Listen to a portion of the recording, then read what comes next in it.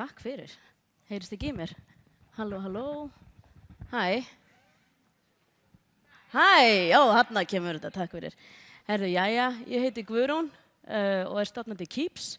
Ég hef nú verið hérna í ykkar sporum, ég mun koma nú inn á það eftir smástund. En mér langaði, byrjuðu ekki klikkar eða eitthvað? Anna, ertu með klikkar? Já, allavega hana, tölum við eitthvað annað með hana. Ætla að fara á leikinu eftir eða? Það ekki, já. Herðu, takk, vantaði eitthvað svona minor detail. Herðu, jæja, maður nú sjá. Já, ég ætla að segja ykkur hans for Keeps og svona okkar vegferð og viðskiptavinnum og markaðnum síðan. Aðeins kannski mig. Ég heiti sem sagt Guðrún og ég hef unnið í ferðaþjónustu síðustu svona 15 ár eða svo. Unnið hjá Expedia sem svona bókunarsíða eins og Booking. Þið kannski kannast við svoleiðis að bóka þær í gegn. Ég var líka að vinna hjá Hertz og ég unnið hjá Guide to Iceland, var svona COO þar og mín reynsla kenndi mig það þegar ég var til dæmis að vinna hjá Expedia þá var ég að díla við hótel. Það voru viðskiptavinir keðjunnar eða viðskiptavinir fyrirtækisins og okkar tilgangu var náttúrulega að reyna að selja eins mikið í gegnum hótelin og hægt var, ekki satt. Þannig að Expedia sem amerískt fyrirtæki kemur hann á evrópskan markað og þeir hugsa Booking.com bara allsráðandi. Þeir eru með 1000 gististaði á Íslandi og við erum bara með 300. Við þurfum að gera eitthvað í þessu. Þannig ég í nokkrum stöðum þarna innanhús og enda svo í stöðu sem heitir JET, Join Expedia Team og mitt hlutverk var einungis að vera hunter. Við áttum bara að fara á markaðinn og selja. Ég átti bara að ná í eins mikið á hótelum og hægt var á svo skemmstum tíma og þá byrjaði ballið. Hvernig ætlum við að gera það? Við vorum ekki með neitt virt CRM-kerfi, það var ekki komið upp Salesforce þá, ég var bara með Excel-skjal og það var bara svona, við erum búin að skrapa netið, eiginlega bara Booking og þú ert bara að hlaupa. Og ég fekk eiginlega bara allt fjármagn í heiminum til að hlaupa. Þarna bjó ég í Danmörku og ég var með Færeyjar, Grænland, Ísland og svo svona hluta Danmörku líka. Og þið getið rétt ímyndað ykkur, maður þarf að tala ensku, dönsku og íslensku og svo var það bara þannig að ég ákvað að koma bara aðra hverju viku til Íslands og þetta gerði ég í sirka svona 1,5 ár. Það sem ég flaug bara til Færeyja, Grænlands, tilbaka til Danmörkur og það sem ég gerði að ég fór, þegar ég var að selja, þá fór ég á hvern stað fyrir sig. Þannig að ég flaug til Íslands, tók bara bíl og ég byrjaði bara kannski var viku í Hveragerði og Selfossi. Og svo var ég bara að hitta hótel og hótelurinn að selja, sem var náttúrulega svolítið uphill. Af því að það var hærri komma hjá Expedia þá og það vissi enginn hvað Expedia var. Þannig að fá þau til að trúa þessu til önnur síða, að þau geta selt meira. Þarna bara Ísland að byrja að búma sko, og finna fyrir þau að þessi þörf fyrir þessu. Þannig að þetta var ákveðin áskorun, en á sirka svona 1,5 ári þá náði ég að skrá kannski svona 700 gistaði og loka þessu gappi. En það gerði ég bara vegna þess að ég komst að því í onboarding-ferlinu að það var ekkert mál að skrá þetta fólk inn, en það vantaði alltaf eitt. Þau voru með verð og framboð, ég skráði það inn í kerfið, en hvað vantaði? Það vantaði myndir. Og ég var bara, hvar eru myndirnar ykkar? Ég veit það ekki. Og ég bara, hvað meina þið eru með þær á Booking og þau bara, þetta kannski í einhverju tölvu heima eða í símanum mínum eða hjá starfsmönnum sem eru bara hjá mér á sumrin. Já, áttu engar aðra myndir? Nei. Þannig ég gat ekki klára onboarding, þannig að salan fór ekki í gegn. Þannig að ég var bara svona nú er ég komin hérna á 4., 5. mánuð að reyna að loka eigninni, að reyna að fá henni í loftið. Þannig ég fór bara að taka myndir fyrir hótelið, þeir mættu á staðinn, settu í loftið og onboarding var hraðast onboarding í fyrirtækinu, fór bara því að vera 4 mánuðir í kannski 1-2 dagar og hótelið fór að selja líka strax. Og maður sá það þarna að þetta skipti öllu máli að vera með réttar myndir, myndir í góðum gæðum og að þú segja einhver ákveðna sögu. En þetta gerist náttúrulega ekki sjálfu sér. Það tók tíma og það var svolítið erfitt vegna þess að mínir kunnar voru út á landi. Þetta eru hótelin, fjöldi af gistum út á landi og þetta er Ragnar vinur minn, hann á Hörgslandi. Ég átti fund með honum og ég þurfti að þræða bara landið, bara farin í sveitirnar, farin í fjárhúsin. Ég hef aldrei verið jafn oft í fjárhúsi í lífinu og hesthúsi eins og í þessu starfi og þarna ætla ég að hitta hann Ragnar og Ragnar sagði við mig, herðu, ég er ekki upp á hóteli, getur þú komið og hitt mig hérna öðrum afleggjara til vinstri hérna þegar þú kerrir tilbaka suður og ég bara almáttur, hvar er maðurinn? Þá var hann bara skítadreifut á túnni og ég mætti bara þar klifra einhverja grindverk, einhverja girðingu og hann bara, hér er ég og það var svo skemmtileg lykt og svona stemning í þessu og þá sá ég þarna að þetta er ástæðan fyrir að kúninn er ekki að uppfæra efnið sitt, hann er ekki að fara inn á sölu sína vegna þess að hann einfaldlega annarkot kann það ekki, hefur ekki tími í það. Þetta er náttúrulega hótelstjóri sem að gerir bara allt í lífinu og þetta er bara svona, hann veit þetta er mikilvægt en það setur svona algjörlega, hvað getur sagt, svona síðast á listanum hans. En hann Ragnar, þegar ég hitti hann svona og ég hitt svo marga Ragnara í Íslandi að það er næstu ég ekki fyndi sko. En þetta er klientelli sem ég var að sjá og ég þurfti bara að finna út úr hvernig ég ætlaði að selja til og segja honum hvernig Expedia geti hjálpa honum. En það yrði náttúrulega að vera til vandamál, ekki satt. Og þið Freyr fór kannski með ykkur yfir það. En hvað er vandamálið? Ertu fullbókaður yfir allt árið? Nei. Ertu fullbókaður yfir allt sumarið? Nei, svona 60-70% nýting, langaði ég meira. Já, valið til í meira. Já, viltu ekki prófa Expedia? Og svona bara byrjaði þetta að rúlla. En maður þurfti svolítið að finna rytman í hver voru þarfirnar hjá hótelinu. En áskorunin sem að flestir díla við er að hótelin eru að glíma við það að það er bara svo mikið af svona sölurásum þarna úti sem þarf að handstýra. Og það eru bara Expedia og það er Booking og það er TripAdvisor og það er Trip.com og ég veit ekki hvað og hvað. Og þetta er að manuáli núna uppfæra efni. Þau logga svona hverja eina rás inn á sinn innri VF og hlaðin efni. Og þetta er bara allt og mikið fyrir þau. Þau hafa bara ekki tími í þetta. Og stundum hafa ekki svona getun í það. Þannig að staðreyndin eru þessar að hótel verða að vera sýnileg og þau verða að vera sýnileg til að selja. Þetta er ferðaþjónusta. Þið þekkið kannski sjálf þegar þið kaupið hótel, þegar ferð til Spánar ekki satt og segjum bara Tenerife að þetta er alltaf í deglunni og þið finnum ykkur hótel að það vantar mynd af baðherbygginu. Myndu þið kaupa það?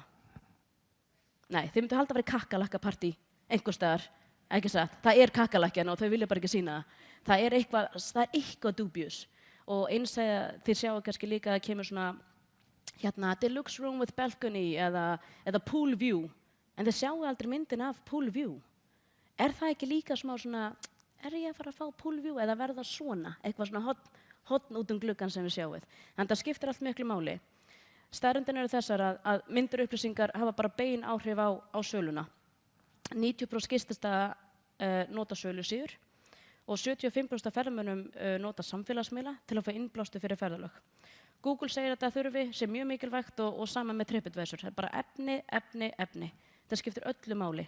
Og þetta er eitthvað sem að ég þurfti að koma að stað líka þegar ég stofnaði Keeps og ég kem í þá sögu eftir smásums þannig að ég náði tengingunni. Það hefði kannski að byrja því svona í byrjun en við finnum út úr þessu. Þetta var sérst kveikinn að því að ég stofnaði Keeps og ég fór í gegnum hraðar sem heitir Startup Supernova hérna hjá Klak og þetta er enda rangt ár, ég komst að því í gær, það er enda 2022 sem fær mig til að líða ennþá verð yfir hvað þetta er búið lengi í gangi en við byrjum í Startup Supernova og þá fórum við að móta hugmyndina og þá fórum við að hugsa, ok, nú er ég búin að setja hérna í Expedia og ég vissi bara, vá hvað lífið mitt væri auðvelt sem starfsmaður Expedia ef að myndirnar væru allar bara svona samtengdar. Þú veist, það væri bara svona einn database og database myndi bara senda út myndir á alla sölurásir. Yrði lífið ekki ljúft? Jú, því að allir myndir raunveru bara að vinna. Við myndum selja meira, hótelið selja meira, kúnninn verður ánægri vegna þess að þetta hefur náttúrulega bein áhrif á væntingar og review. Þannig að við byggjum til kerfi til þess að hjálpa hótelum að halda utan efnið sitt. Þannig að geyma myndina allar á einum stað. Því það var fyrsta vandamáli sem ég greindi þegar ég var Expedia. Myndina voru svolítið út allt. Næsta vandamál, þar er ekki uppfærðar reglulega, sem segir það í raun og veru bara að myndin eru vitlausar oft, það eru ekki réttar, það eru ekki réttur upplaust, það vantar myndir og þarna erum við að hjálpa hótelinu og segja hann bara basically hvað það er sem vantar, hvenær það vantar og svo framvegis. Þannig að við komum með núna nokkrum árum seinna með bara nokkra lausnir fyrir hótelin til að vinna með. Þarna getur hótelið geymt myndirnar, deilti mig yfir á alla sölurásuna sínar, Expedia, Booking, TripAdvisor og allt þetta. Þú raða myndunum í ákveðna röð, þannig að aðalmyndin kom upp Það getur verið með seasonality, þannig að það getur tímastilt ástíðabundnar myndir, þannig að norðurljósamyndin er í gangi yfir veturinn, ekki yfir sumarið og eins og við vitum, það engin leiðari en Asíubúinn sem kemur í júlí og ætlar að sjá norðurljósin. Það bara engin leiðari en hann. Hann búinn að fljúga svo langt frá, hann búinn að taka svona 20 flug til að komast hingað og hann svo spenntur og hann hugsar, hann sér kannski sumarmynd á mörgum hótelum og ætlar svo að fara austur fyrir fjall og það sem gerir þetta, hann hugsar, Hótel Skógafoss, þeir með norðurljós, ég sé það. Og hann bókar, svo verður náttúrulega bara fyrir vonbrigðum. Þannig að þetta skiptir gigantísku máli. Svo erum við búin að bæta við í vöru þróun okkar, þá ætlum við aldrei að fara í samfélagsmiðlatengingar. Við hugsaum bara, það bara aðrir að sjá það fyrir okkur. Við þurfum ekkert að pæla í því. Þá komumst að því að auðvitað náttúrulega bara sama vandamáli með samfélagsmiðluna. Hvar efnið? Það bara hér og þar og eitthvað. Þannig að við gerum beina tengu við myndabankana okkar. Þannig að núna getur, sem sagt, eftir óskum viðskiptavinna, þá gerðum við tengingar við samfélagsmiðla. Og það hægt sem sagt að senda út myndir og plana efni fram í tíman, allt úr einu og sama kerfinu. Þannig að það svona 360 content distribution kerfi til að hjálpa þeim. Og þessa vöru til þess byggu til bara út frá því að hlusta á viðskiptavinin. Það nýjasta sem virðist alltaf að vera geitin í þessu hjá okkur content hubið. Við byggum til það þessi þetta bara nýjast, við vorum að soft launch þessu, en þarna getur að því hótel eru ekki bara að selja á sölusíum, það líka að selja á heimasíðunni sinni, bókunarvélinni, við erum með tengu við hana, en það líka með ferðaskrifstofur og kannski fleiri hundru ferðaskrifstofur. Og þessar ferðaskrifstofur að biðja efni, allan á sér sync, og það verið að senda efni gegnum e-mail og SMS og Dropbox og WeTransfer og Google. Og svo alltaf verið að hnoða saman í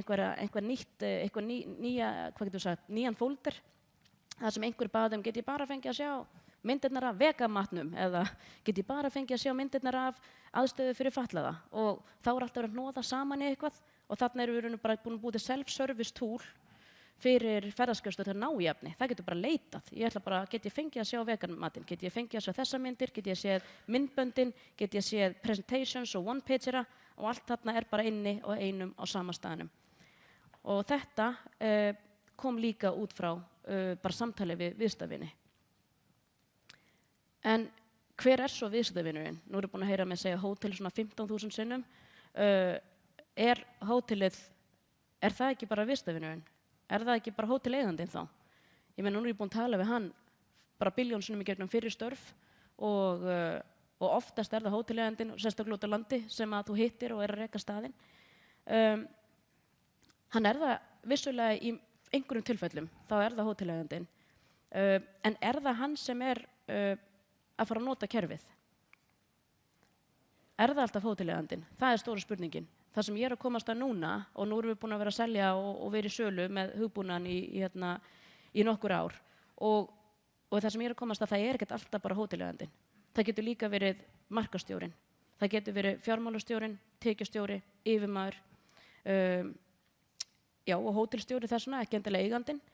Það getur komið svo margir að borðum, þú veist ekkert endilega hver það sem þú að tala við. Og þá þarf það svolítið að komast að því hver raunverulega viðskiptavinurinn, hver raunverulega að fara að nota kerfið, hver hagnast mest á því. Og hver eru skilaboðin? Eru sömu skilaboð til markaðsstjórans eða hótelstjórans, tekjustjórans? Vilja allir fá það sama? Nei. Markaðsstjórinn vill náttúrulega bara einfalda sér lífið og hafa heildaryfirsýn yfir markaðsefnið sitt og geta deilt yfir á helstu rásir. Kannski markaðsstjórinn ekki að sjá sölu sínar, bara samfélagsmiðlana.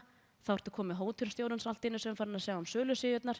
Þarna eru 2 ólíkir aðilar með svona sama markmið að nýta kerfið, en ekki sama bæinn. Svo ertu komið með tekjustjóran sem vill náttúrulega bara veita að ef að verðin eru góð, þá verða myndirnar líka að fylgja með, það ekki nóg að hafa bara góð verð.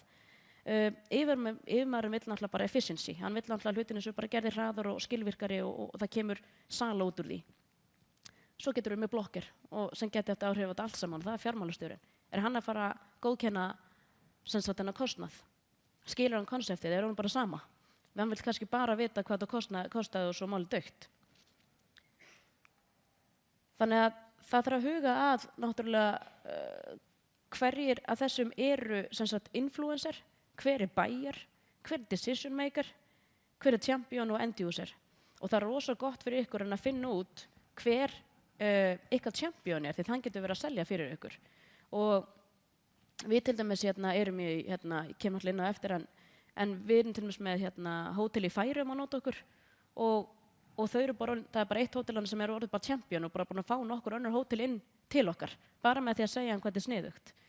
Og ódýrt náttúrulega, eiginlega bara alltaf ódýrt. En svo er það bara markaðurinn, þú veist, því meiri tengingar sem hún nærði við hótelinn og kunnan og viðskiptavininn og ert meira í sambandi við hann, því meira samband nærðu við viðskiptavininn, ekki bara endilega professional samband, líka bara svona vinnasamband. Og þau fara að heyri ykkur með meira og meira, þú veist, hvernig getum við gert þetta betur, hvernig getum við gert hitt betur. Og þá ertu orðin komin í svona stöðu þar sem að þau leita til þín. Þau leita til þín ekki bara út af vörun sem þetta að selja, heldur líka bara til þín sem karakter og kannski með þessa þekkingu sem þarf fyrir þau til að ná betri árangri. En hver er svo end userinn? Þú veist, við höfum alveg mist hótel frá okkur sem að voru bara, ég veit ekki af hverju ég er að nota kerfi. Þú veist, ég er búin að hlaða myndunum og hvað svo? Og ég bara, já, ertu búin að prófa þessa og þessa feature? Nei. Ok, en langaði ekkert að líta betur? Já, þú veist, það rúla bara. Og mál er að íslensk ferðarþjónusta hefur svolítið bara rúlað. Það er bara verið ógeðslega gott að gera í mörg ár og hótel hafa bara ofta ekki þurft að vera hafa fyrir markaðssetningunni sinni. Og end-userin hefur bara svolítið breyst, þú veist. Og það er kannski komin aðrir svona stakeholder hérna inn sem að getur hagnast betur á sig að sjá þetta og yngri kynslóðin sér þetta algjörlega. Þau náttúrulega vilja tæknivæða allt og svona, en það skiptir allt máli, þau þurfa að hugsa svolítið út í hver er þetta sem þið ætlið að tala við og þurfið að tala við. Það er oft ekki endilega svo sem þið haldið. Einhverjar spurningar? Nei.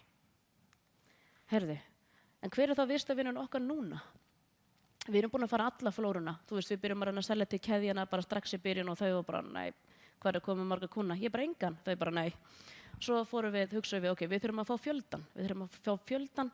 Hvar er fjöldin? Þannig við þurfum að greina, og ég vissi þetta náttúrulega eftir tíminn hjá Expedia, fjöldin er út á landi. Þar eru kringum 600, 700 gistar af kannski svona 1000. Það eru bara langfæstir hér, jú, mest að gera á höfuðborgarsvæðinu en það eru fjöldin út á landi og við þurfum að vinna svolítið með fjöldan. Þannig að núna er það minni gistar hjá okkur og ég var að greina þetta svolítið með markastjórunum okkar hérna í vikunni. Við fórum að pæla hver er þessi ideal kunni? Hver er það sem við ættum að vera að ná í en hver er það sem við þurfum að ná í núna? Núna eru við bara með risa markmið. Ég ætti nú ekki að segja þetta uppátt sko. En markmið er að ná í 1000 viðskiptavini fyrir lok árs. Þannig að bara 11 mánuðir og counting. Við erum með, kemur eftir, við erum með yfir 100 gistaði núna. Vorum á lokarándi og vorum að ráðin fólk sem sagt sem á að hjálpa okkur að komast þangað. En minni gistar eru okkar kunni. Sales cycle-in er fljótari, þetta er svolítið já og nei hjá þeim. Þau eru líklega til að vilja fá meiri þjónustu og við komumst að því að þau eru til í lausnina en þau vilja helst bara ég gera það. Og það komst að því mjög fljótt að var ég farin að vinna bara fyrir þau. Var ég að rukka fyrir það? Nei. Og þá fór ég að hugsa, þetta geti kannski bara verið svona þjónustu liður inn í lausninni. Bara hvernig getum við monetæsa þetta þá? Er það eitthvað annað sem þið vantar aðstoð með? Svo kom í ljós þið vantar oft bara aðstoð með alls konar annað sem er algjörlega ótengt Keeps. Bara vantaði að láta laga herbergja típu Expedia eða þau náðu ekki að logga sig inn á Booking eða það skiptir engu máli, það er alls konar vandamál sem komu upp og þarna erum við komin með svona hóp sem gæti verið svolítið lojal vegna þess að þau þurfa á þér að halda, þeim langar að tala við þig, þeim langar að fá aðstoð og þau eru alveg til að kaupa lausnir en þau eru til að kaupa þjónustu líka. Þannig að við erum alltaf komin með svona auka framboð af þjónustu sem að við ætlum okkur aldrei, þetta átti bara að vera SaaS. Svo fyrir að tala við önnur SaaS, svona travel tech og þá kemur í ljós að þetta er bara sama sagan alltaf.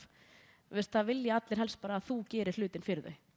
Og þannig að þið vonandi fallið ekki í nákvæmlega sömu gryfju eða getið kannski reynt að sleppa við það. En þetta er líka bara hluti af prógramminu. En hvar viljum við vera? Við viljum náttúrulega vera í miðlungs og stærri gistöðum og þangað erum við að fara núna. Núna erum við komið til dæmis KEA-keðjuna, við erum með danska keðju sem heitir Guldsmeden. við erum að tala við, þú veist, aðra danska keðja sem heitir Arp Hansen, þú veist, núna er þetta svona að byrja að rúlla og vonandi komist þau þangað, en núna þurfum við bara að fókusa á 1000 viðskiptavinir, við þurfum að komast að vera sjálfbær, í sjálfbæru rekstri og þá þurfum við bara að hlaupa.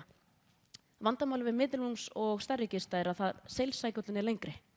Þannig við getum ekki hlaupið, við getum ekki verið að hlaupa á þann markað vegna þess að við getum kannski náð í, ég veit það ekki, 20-30 keður yfir árið og það myndi aldrei fleyta okkur yfir þessa línu að vera sjálfbær. En gæti ég hlaupið á Íslandi og náði í 500 gistaði eða 600? Já.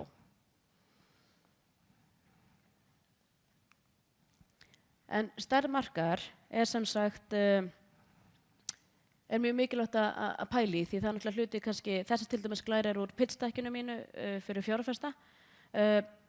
Hérna bara fórum við svolítið og hugsaðum hvað eru mörg hótelan út í heimi sem eru að nota sölusíður og flest hótelin er að gera það. 90% hótel eru á einhverjum á sölusíðunum þannig að við hugsaðum bara ok, það er ca. 3 milljónir gista sem eru á skrá, þú veist, einmitt á þessum tímapunkti. Í Evrópu eru 1,3 milljónir og svo í kringum 1000 gista á Íslandi. Og stærri markaðarins, hvert þú ætlar að hlaupa og hvernig þú getur hlaupið og hvað fjármagn hefur til að hlaupa, hversu stórt er teymið þitt, hverjir eru resource-neiðinir til þess að þú veist, sleppa bara Íslandi og fara svo á hérna í Evrópu, getur það. Viltu ekki bara testa fyrst vörunægina á þessum íslenska markað sem er geggjaður testmarkaður. Er þið ekki öll búin að gera svona bæði, svona glæru? Já, trú ykkur. Svona. Þannig að hvar er þið að byrja og hvernig ætlaði að komast þangað? Ég, sem sagt, við ætlum alltaf að byrja á Íslandi, en viti hvar fyrsti kúnninn okkar var? Hann var í Færeyjum og ég var ekki svona með vöru. Ég fór á hérna ráðstefnu sem heitir Tonic. Ég veit hvað það er að hugsa, gin og tonic með leiknum, en sko Tonic er bara geggjur ráðstefna, mæli með að fara á hana í maí. Þetta er svona nýsköpunarráðstefna. Þarna var ég bara að kynna konseptið og ég hugsaði svona að ég mér að bóða að fara á ráðstefnunni, held ég að vera speaker þarna og ég fer bara að tala um nokkur hótel og svona og fyrsta hótel er Hótel Føroyar og Hótel Tórshavn sem koma inn. Og þau bara, já, hérna, við erum bara til í að kaupa þetta, bara núna. Og þau bara greiddu ársgjaldið. Og ég var eitthvað, já, heyrðu, sagði mína fjárfesta, Rögg og Sigurinn, bara við þurfum eiginlega að fara heim og reyna að byrja hérna, að búa til þetta kerfi. Þá bara voru við ekki með neitt í höndunum. Og þarna fengum við bara staðfestingu, ok, þau skilja þetta, þau vilja þetta og þau eru til í að borga fyrir þetta. Og auðvitað náttúrulega fórum við bara strax í að byggja þetta og þetta var ljótasta prototype sem ég búið til en þetta virkaði hins vegar. Og þau voru ánægð með þetta því að þetta var bara höfuðverkur fyrir þau. Næsti markaður er náttúrulega bara Ísland. Við erum langstæst hér og svo erum við í Noregi, við erum í, hérna, með eitt hótel í Kenía, við erum í Danmörku og Þýskalandi. Þannig að við erum komin í 6 lönd, en hvernig komist við þangað? Þetta var ekki eins og ég hefði bara farið til allra þessar landa, jú reyndar, en hérna, ekki þessum tilgangi. Ég komst að því að það eru bara ótrúlega mikið að tengingum hérna á Íslandi sem getið nýtt ykkur. Þú veist, Gúlsmiðinkeðjan til dæmis, það hluti var fransæst hérna á Íslandi, þannig ég talaði við Lindu heitur hún sem var að reka hótelið þá og ég var út á hérna, Tech Barbecue, man ég, fyrir 2 árum held ég og ég sendi Lindu e-mail og ég segi, Linda, þetta er kannski smá að fara yfir striki en get ég fengið kontakt hjá Gúlsmiðin hérna út í Danmörku og svo hélt ég bara niður í mandama því mér fannst að ég vera smá svona kannski að skriða yfir svona að vera að betla af henni kontaktinn sko en svo fekk ég kontaktinn og ég sendi og búm, fekk fund bara daginn eftir og hvað svo 2 mánuðum seinna var keðjan komin inn til okkar. Það þarf stundum bara eitthvað svona. Arp Hansen, þú veist, mér var boðið að fara á hérna aðra ráðstefnu í september í fyrra. Já, og svo tók bara hálft ára eða eitthvað fyrir þau að finna budget og annað skilur þetta sneikist líka því, budget inn til fyrir þessu. En þá hérna eru þau bara tilbúin í að núna í 9 ári að hefja viðræðuna aftur og voru að biðja verð. Þú veist, og þetta kemur bara út frá að ég hitti einhverja eina konu á þessari ráðstefnu sem var greinlega yfirmaður þarna hjá Arp Hansen.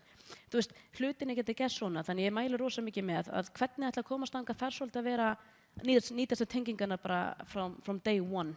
Hvern þekkið þið, hver getur hjálpað ykkur, hver getur komist inn, bæði bara, þú veist, svona tengingarlega séð. Nýta ykkur netverki rosalega vel. Go-to-market strategía, þessi líka úr pitch-dekkinu hjá okkur. Hvernig ætlum við að komast þangað? sko, hvernig ætlum við að ná í þessa 1000 viðskiptavini? Ég bara að fara að keyra landið? 100%. Ég að fara að gera það. En það ekki alla leiðir sem virka alltaf. Þú veist, það margir sem segja svona, ég verð að vera full á samfélagsmiðlar. Það þarf ekkert endilega að vera. Þú veist, kunnahópurinn okkar ekki að kíkja á grammið hjá mér til að sjá hvort að bara já, flott hótel sem eru hjá þér. Þetta ekki alveg rétti hópurinn, kannski fyrir núverandi kunnahóp en ekki fyrir tilvonandi. Og þá kannski LinkedIn bara miklu betra. Endur við líka með það þarna að það verða eiginlega að vera LinkedIn herferðir þar sem við erum að ná til stjórnenda, hótelana, kerfa og annara. En ég ætla svo sjálfsögðu ekki að cold-calla heiminn. Auðvitað náttúrulega markmið að ná í fleiri þúsundir, ef ekki bara 1.000.000 hótela á endanum. Hvernig gerum við það? Ég get ekki hringt í allan heiminn, ég náttúrulega bara ein, við erum 3 núna í söluteiminu, en það verður að vera einhver önnur leið. Flest hótel í dag, þau nota kerfi sem kallast Property Management kerfi, eins og við segjum PMS. PMS-kerfin eru kannski með 1000 hótela á skrá hjá sér. Þau eru ekki með infrastruktúr, tæknilega infrastruktúr til að gera sem við erum að gera. Þannig við getum auðveldlega orðið svona reseller, eða þau getur orðið reseller fyrir okkur. Þau getur bara boðið upp á svo þjónustu, svo lausn og við getum bara komist þangað inn. Það verður ekkert mál. Þetta mega mál. Ég komst að því bara að þau eru ekki með APA oft, tæknilegur infrastruktúr ekki til staðar, bara bókstaflega til þess að setja lausnina okkar inn í hana. Þau geta berli í white label eða nota þannig lausn hjá okkur. Og við komumst að því að þeim langar í þetta, þau skilji þetta, þau vilji þetta, en það bara ekki hægt að tengjast. Og þá eru núna bara komin í smásnokki, hvað getum við gert, og þetta hugsun okkur núna, hvað getum við gert til þess að hjálpa þeim og hraða þessu ferli að þau komist inn. Vegna þess að leið og við komist inn í eitt PMS-kerfi, það getur bara vel verið að 500, 600, 700 hótel koma á skrá yfir árið. Og þannig byrja bara boltinn að rúlla og það go-to-market strategían. Að vinna með öðrum kerfum til þess að selja lausnina okkar og þannig munum við ná árangri. Þannig að það gott að pæli í hversu auðveldlega þið getið náð í fjöldan, right?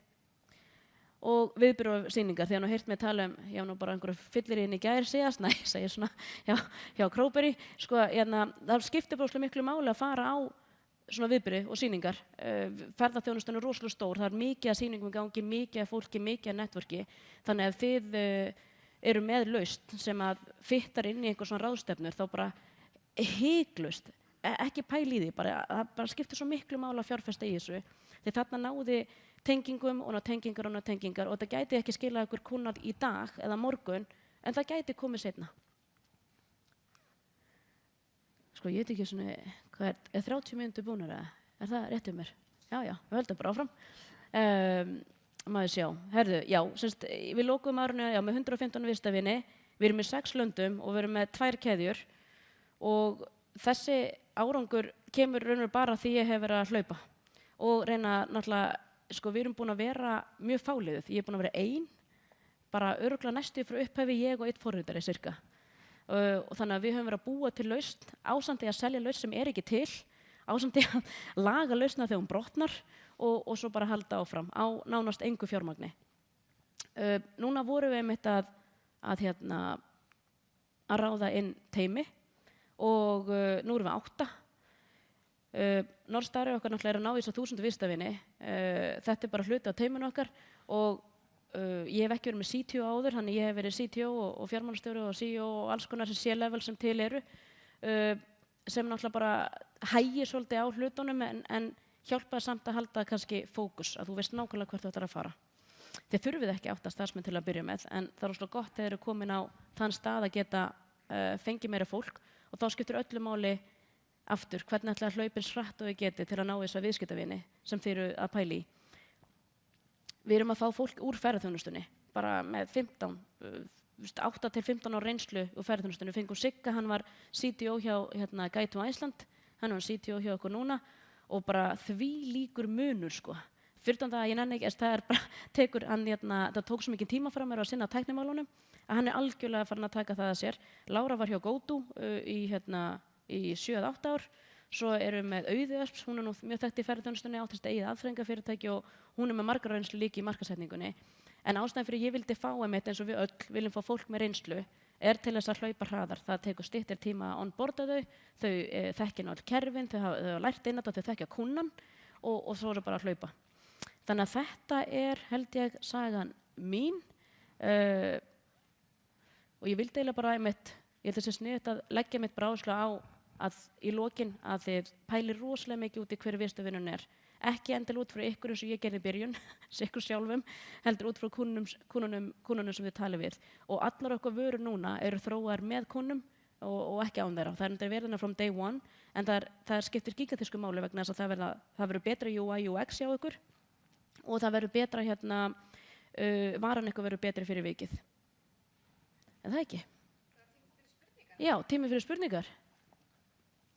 Einhver, ein. Já. Já, þannig í byrjun. Til að samt að selja. Ok, lausnin ekki tilbúin, en þú náðu samt að selja lausnina. Já, ég bara svo góð sölukona. Já, ég bara... Ég að grínast. Hvernig? Þú varstu bara, hei, við erum með lausn, hún ekki tilbúin, en hún góð, en vil ég kaupa það? Já, þetta var eiginlega svolítið svoleiðis. Þetta var svona, ég fór að útskýra, fyrst ætlaði ég náttúrulega bara að rannsaka svolítið, finnst ykkur vera þörf fyrir þessari vöru? Þú veist, myndu þau kaupa hún væri til? Og þau voru bara svona, absolutely, þú veist, þau voru bara, já, bara helt klar, þú veist, bara dönsku, bara ég var allan daginn tilbúin í þetta. Svo sögðu þau bara, já, hvernig er þetta tilbúið? Ég sagði, herru, bara í sumar. Laug því náttúrulega, að ég vissi ekki hvað að segja. Og bara í paníki að því ég vissi ekki einhver myndi vilja kaupa hana bara á staðnum og þau bara, já, ok, sendi okkur bara reikningin. Og ég sendi þeim bara reikningin. Þá var ég með eina spurningu viðbót. Hvernig vissirðu hvað áttur að rukka? Já, það var svolítið eitthvað bla. Ég var bara, já, segjum bara 100 skatt, nei, já, 100 skatt fyrir árið eða eitthvað. Og veist, ég bara bjóð til einhverja tölu og sagði bara þetta verið svona fyrsta ári væri á þessum kjörum.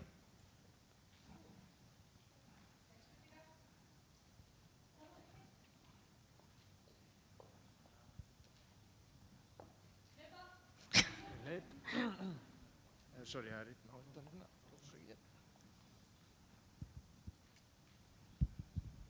Hei, takk fyrir kynninguna. Þegar þú talar þetta, Sigríður, fyrstu kúnnarnir, fyrstu interactionin, fyrstu sölu pitchin, hvernig mælirðu með? Cold calls eða ráðstefnur eða einhver svona ákveðin pæling hvernig þú velur réttu leiðina til þess að finna eða eiga þetta samtal, skilurðu? Já, ég hugsa ef þú veist hvað þú ert með í höndunum, varan þín, þú ert með hugmynd, ekki satt, eins og þau eru með hugmynd. Þið búin að tala vitið sirka bát hver kúnninn ykkar er? Ok, þekkjur einhvern í þeim rekstri sem þú ert að tala við? Ef þú þekkir hann eða þekkir hann ekki, þá að spyrjast fyrir einhver þekkir einhvern sem getur þekkt einhvern. En það skiptir óslega miklu máli að ná bara samtali strax við einhvern.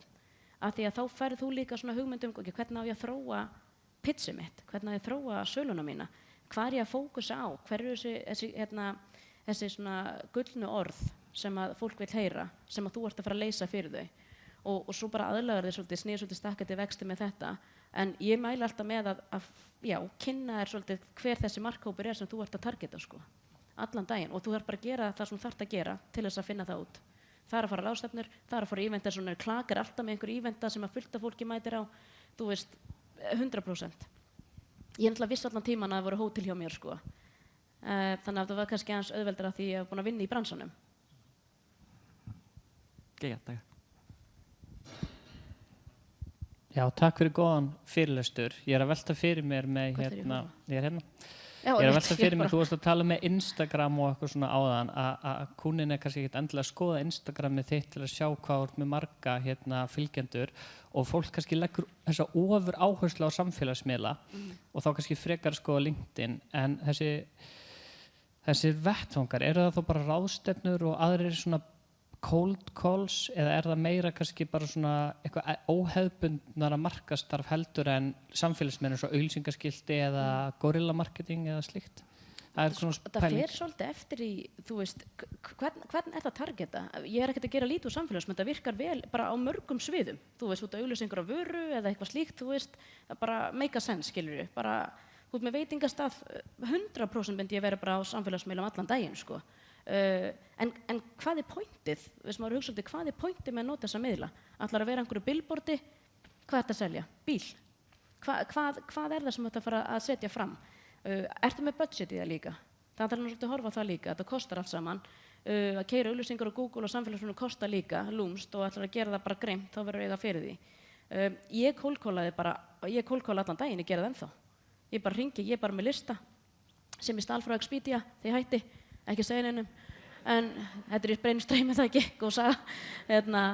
En þú veist, ég bara með lista og ég bara með fólk og ég bara byrja bara að hringja. Bara þið verður bara óhrætt að hringja. Og þetta svolítið feimnismál fyrir suma, en leiðu við farið út fyrir þægindarammann, þá verður þetta geggjað. Því þið munið þjálfa ykkur svo sjálf upp í þessu. Þannig að cold-calla, e-mail virka alveg en þú veist, ég sendi e-mail, ég var að ráðstefna á mannamótum núna í janúar og ég bara, ég ætla að senda e-mail á alla sem ég hitti og voru til í að hafa fund. Hvað kom mörg svör úr því? Ég held að svona 3 svara mér á svona 40. Þannig að þú veist, þú verður að hringja og follow up. Bara cold calling ekki vanmeta cold calling, sko. Hi. Já. Hi, my name's Dr. Robert. I'm an Ayurvedic physician here in Iceland. And what we've done is we've developed Vedic technology from India that's used in all the hospitals, brought it to Iceland, added normal medical, and then created an AI software package with it. And what I'm looking at is how easy do you think it would be for us to get into the tourism market? Instead of people going to Kerala, they can come to Iceland and get the same thing. Can you repeat the question? Whoa! Do you know what Ayurveda is? No. It's a health service in India used in every hospital and clinic. And we've signed a joint venture to bring that to Iceland. Okay. And we run a clinic in Iceland now. Yeah. So what I'm looking at, we've AI'd the whole process. And that means I can give a full body evaluation and diagnosis and tell you exactly what's wrong with you and then give you the herbs and whatever to cure it. Yeah, and you want people to come from So what other I'm looking at countries. is how do I get into the tourist industry, like yourselves, by them maybe coming to Iceland and booking into the clinic. Yeah, I mean, if you want to tap your feet into the tourist industry to get clients, like you said, that are already coming to Iceland, right? Yeah. You should probably talk to the hoteliers, probably the biggest ones, the chains first, Kea, Íslands Hotel, Center Hotels, and try to make an agreement with them. Oh, okay. As they would then, be resellers for you. It could almost be like, hotels are reselling tours and activities all day, every day. And this could be, if they're interested, this could be something that they could also resell. Yeah. So that would be the first that I would do. Yeah. Okay, thank you very much. Ég held að þetta sé that's it for questions í bili. Við skulum gefa Guðrúnu ótrúlega gott klapp. Takk hérlega fyrir. Takk fyrir mig.